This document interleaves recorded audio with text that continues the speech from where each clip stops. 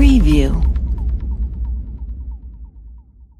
August 16, 2017, U.S. President Donald Trump held a press conference yesterday. You might have heard something about it. Long before Trump stepped away from the microphone, media outlets were busy posting reports about his explicit defense of the white nationalists who'd gathered in Charlottesville, Virginia over the weekend for a rally that ultimately turned deadly. However, that wasn't why the press conference was called. Trump initially stepped up to the podium to talk about America's crumbling infrastructure and how he was working to fix it. Why infrastructure, the improvement of our nation's roads and bridges, is a very important topic, and one that Trump frequently discussed in the run-up to last year's presidential election.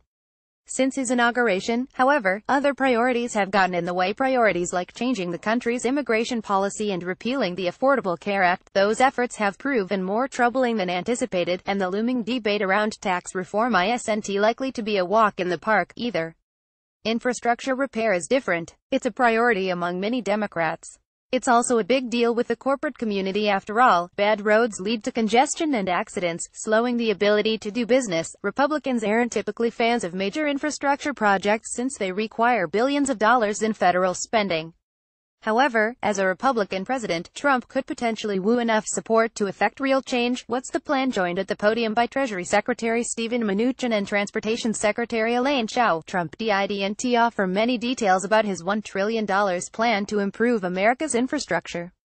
It would have been hard for him to do so, since there's no bill outlining his proposal just yet. While that legislation is being written, however, Trump has issued an executive order that undoes many of the environmental restrictions placed on infrastructure projects during the Obama administration. Those restrictions required federal agencies to consider the effects of global warming when approving new projects. For example, agencies had to ensure that new highways would be built in ways that spared them from floods due to rising sea levels. Trump's executive order also streamlines the approval process for new projects, reducing the wait time for required permits and reviews. In the wake of the president's explosive, unrelated comments about white nationalism, there's not been much discussion of the executive order. At least one Republican representative, Rob Bishop of Utah, cheered the move, while at least one business group has denounced it, insisting that it could lead to bad infrastructure investments. Can we reach infrastructure agreement? There's no doubt that America's infrastructure is in dire shape, and the worse it gets, the more it impedes our ability to live, work, and play. Fixing it should be a priority. Who should foot the bill, however, is a divisive question. Ordinarily, Trump's status as a Republican would be enough to win GOP votes, and infrastructure spending could play very well with Democrats, setting the stage for a bipartisan win. However, we're not living in ordinary times.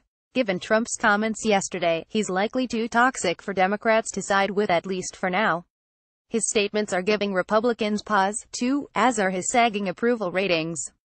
That might be enough to diminish their already tepid support for infrastructure spending. Over time, of course, the situation may improve, becoming more favorable for legislative victory. For now, however, an executive order will have to do.